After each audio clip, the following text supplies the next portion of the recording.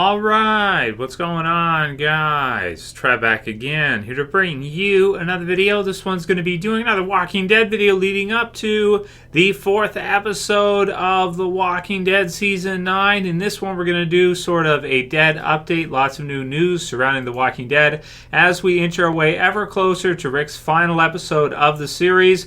This one will start things off giving our thoughts on Andrew Lincoln, giving his thoughts on The Walking Dead after Rick Grimes.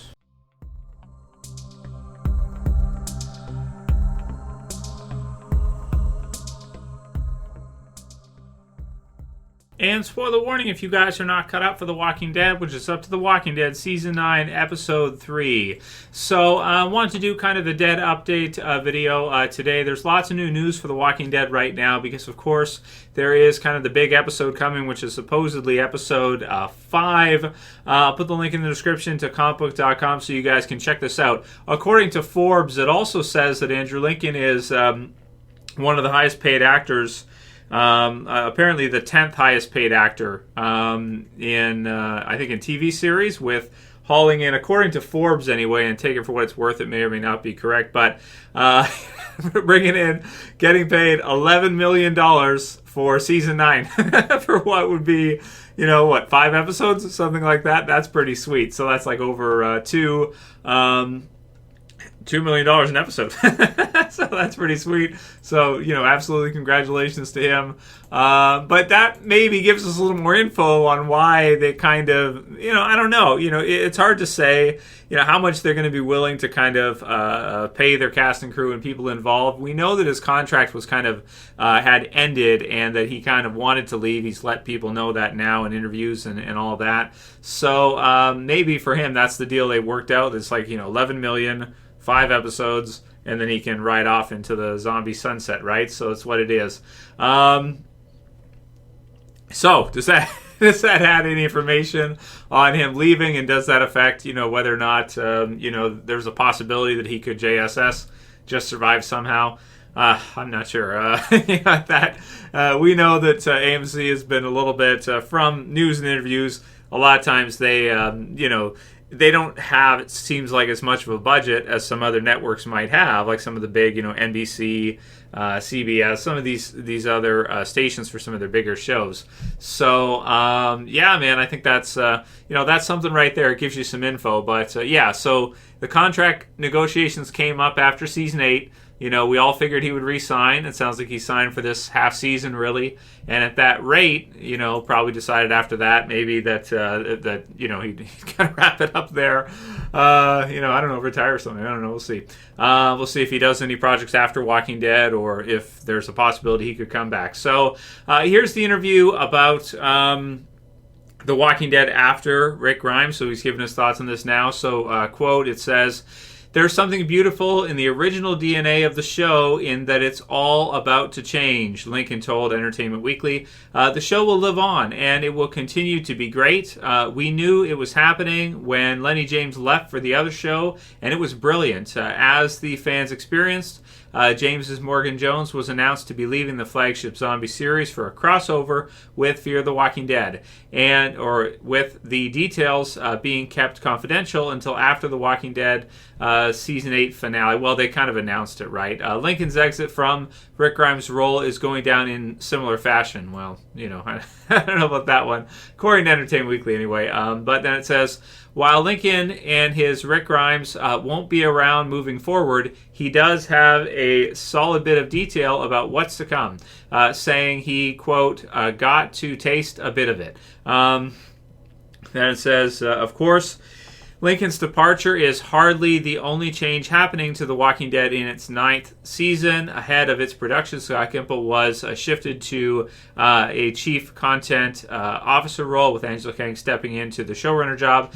It's exciting because there's a sense that there is a new vision for the show. I think Angela and everybody involved in it are performing out of their socks to the best of their ability. They're pulling it all out there. It's a really exciting landscape that all of the characters are inhabiting. It's the show I always thought we'd get to when I did the pilot. A pared down, much more dangerous and compromising and spare landscape. And then it says, the Exit doesn't come without heavy thoughts or heavy thought and reason. Quote, what I don't want people to do is to stay too long when I think the show will actually benefit from other people taking the reins and forging a new path, Lincoln said. And that's what I think is happening now. It's beautiful watching and seeing my dear friends who are incredible actors do extraordinary things and turning it into a new show. And that is enormously gratifying. So it sounds like to me, based on what he's saying here, one of the things maybe that he was afraid of with The Walking Dead, with it going on so many years, is he may have been afraid that with Rick always at the forefront or always in there as a lead, that maybe the show wouldn't be reinventing itself enough. You know, I've seen in interviews all throughout the years, Scott Gimple, who really, I want to say, you know, everybody hates on Gimple a lot, right? Because he's kind of like the evil villain of The Walking Dead in the background. he's like Shredder, and Angela Kang is like Krang, right? It's like a Teenage Ninja, and Lennie James Donatello, right? So it's what it is. Teenage Ninja Turtle terms, right? So he's like Shredder in the background. You know, he's making turtle soup out of Glenn and Carl and, you know, all these different people. And, you know, you have Krang taking over now. So it's going to be what it is going forward, and we'll see how it ends up. But with regards to what he had always said, what Gimple had always said about it is that the show reinvents itself every half season, right? Or at least, every half season or at least every season. And if you look at it through, every season or every half season kind of has its own sort of themes, right? You know, you get your own theme, and then it changes. The cast and crew, the characters. Every year, there's always a big shift, right, in the TV series version of The Walking Dead, which does separate it quite a bit from the comics. You know, I do feel like, especially now that we're seeing this kind of stuff happening with losing Carl last year, and then Rick right now, basically in the next 2 episodes, we're seeing the television series become, I think, more of its own entity, where it's not about just trying to make it as close as you can to the comics, and it never was that way. But a lot of the times, you know, certain episodes would be very, you know, right out of the pages. But with having Rick leave this soon and having Carl be, still alive in the comics right now, Rick and Carl are both still alive in the comics to this day, and the comics are way ahead of the TV series still. So maybe one of the things they were afraid of with the TV series version is that it would become kind of too repetitive to see Carl and Rick at the forefront all the time, and they wanted to kind of mix it up, shake it up, and change it up even more so that people wouldn't feel that it was stagnant, or they wouldn't feel like it got old. Because a lot of people kind of complain about that anyway, that, you know, The Walking Dead's been on so long, this kind of thing. So, you know, maybe he's right here, but when you factor in, you know, how much maybe AMC is willing to pay, how difficult it was for him to do the job over the years, and then the fact that he probably doesn't need to do it. He probably doesn't need the money or anything, right? So to do it.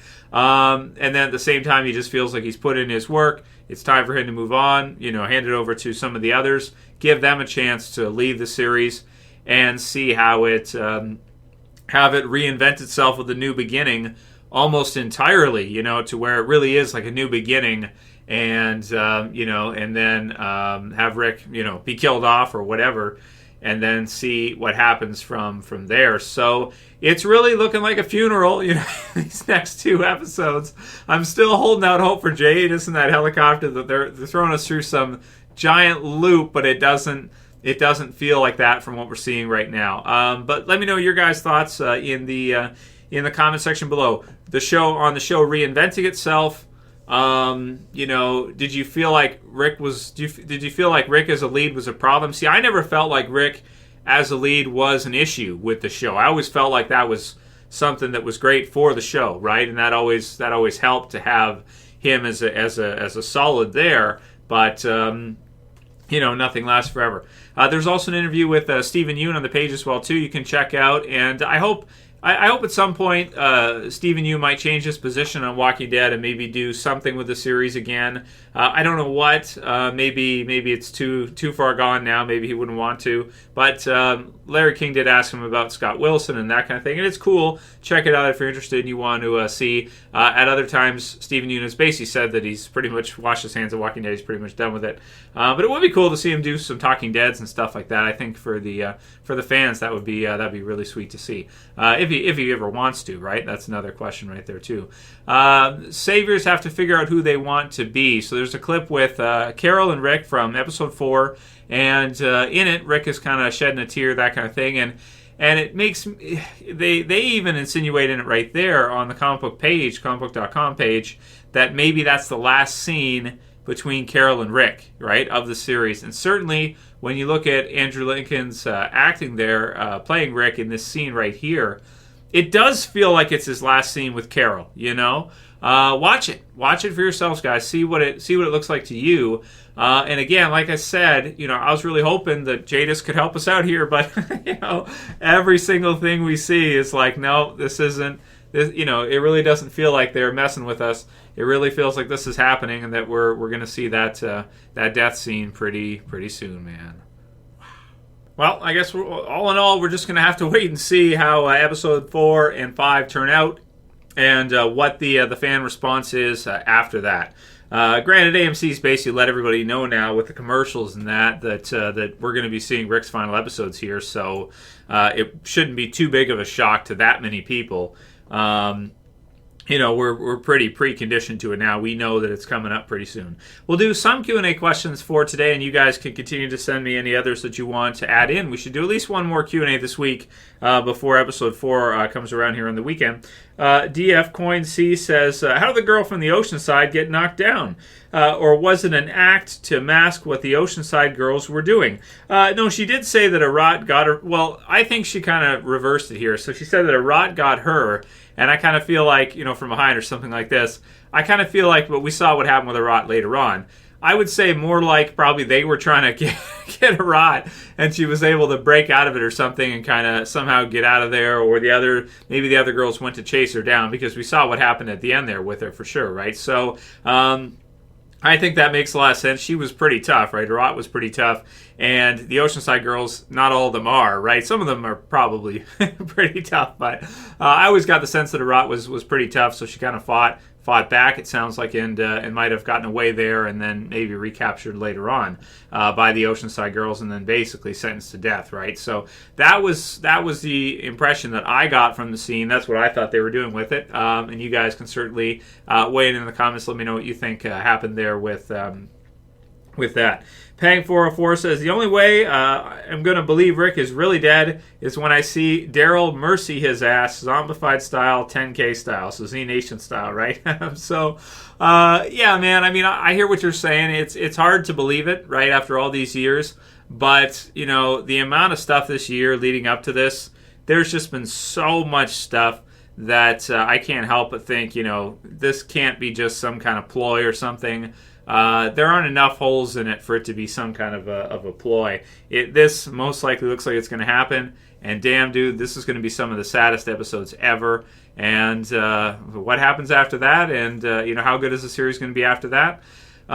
It sounds like Andrew Lincoln has faith in the crew. I'm not so sure. You know, I'm sitting here thinking to myself, I don't know, you know, because I don't know how the audience is going to react one way or another.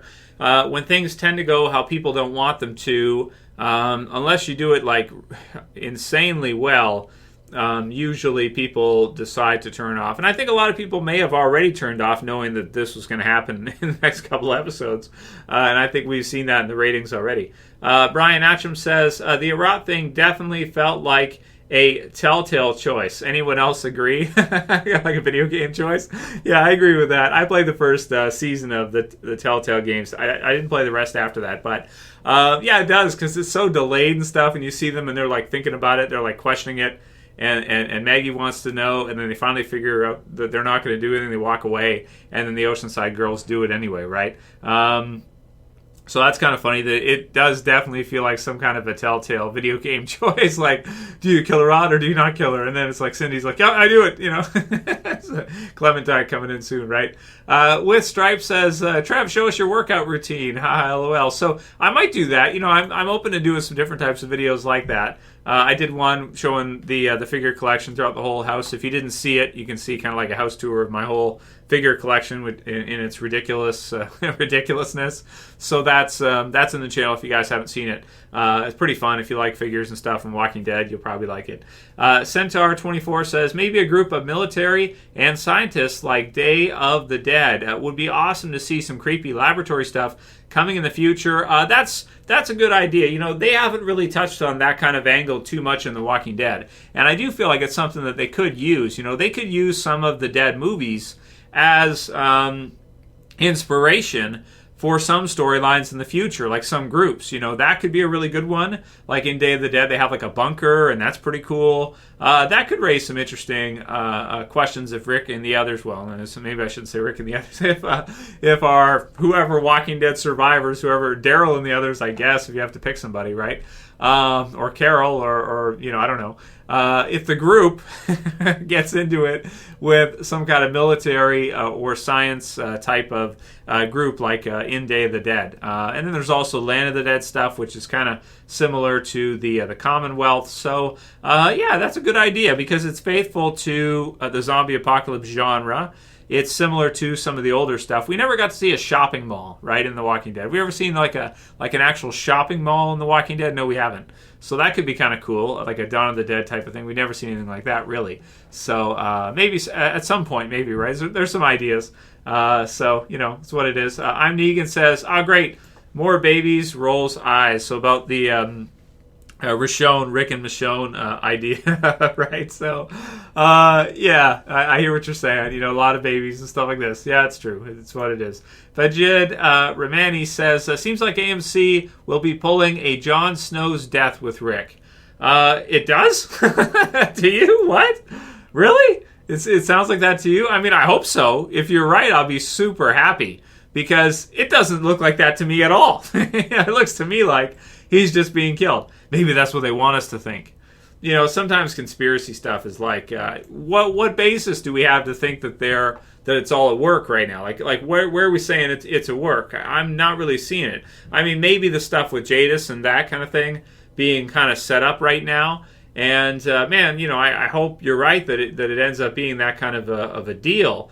But to me, it just really looks like, you know, him re-signing was going to be expensive. They signed him for $11 million for this half for 5 episodes. He agreed, okay, I'll do 5 episodes for $11 million. You know, and then he'll pay his taxes on half or whatever it is in the UK. He'll get 6 plus all the money he's made before throughout the series, and he'll do whatever the hell he wants to do. You know, he'll just do whatever he wants. You know, if there's another project that comes along that he really wants to do, maybe he'll do it. Otherwise, he'll go golfing all day. I don't know. You know, whatever. What do retired people do? Golf and drink, right? That's what they do. What do retired actors do? I don't know. Cocaine and drink, cocaine and golf. I don't know. I don't think he's that type, right? So, but I don't know where you get that. You know, show me, Vijit. Put it in the comments. The rest of you guys too. If you think he's not being killed off at this point, I want to know why. What do you got for me? And I also hope you're right. So help me out here because I want to be on your team. I want to be in the team that's saying, oh man, this is going to be great. He's going to leave for a while. He's going to come back, and this is going to happen, and that's going to happen. Give me the info. I want to know because right now it just looks to me like he's being killed off. And the last one will be from Right Republicans, who says, do you think Jadis traded Heath? So Jadis may have been responsible for Heath. I wouldn't be surprised if they never touch back on the Heath thing ever again, because it's already been, you know, a couple years. We got all this other stuff going on. We're several storylines later. They did bring Morales back at some point, but I don't know if you need to bring Heath back. I don't know if it's really that necessary, is it? Maybe in a couple years. Walking Dead fans just get pissed off about characters that like leave and then don't come back, right? It's like I get so annoyed. It's probably like a pattern. Like after 3 years, I get annoyed. After 6 years, I'm starting to say, okay, just bring them back, right? And then we're doing petitions. Next thing you know, they're saviors or whatever, or whispers. He's a whisperer, right? That'll be it for this video, guys. Let me know what you think. Leave the comments below. If you like it, thumb it up below, share favorite, and if you're new and you want to subscribe, button left to subscribe. Thanks for all your support, and I'll see you guys again soon for another video. As always, this is Trev. I'm saying peace. Later, guys. See you soon.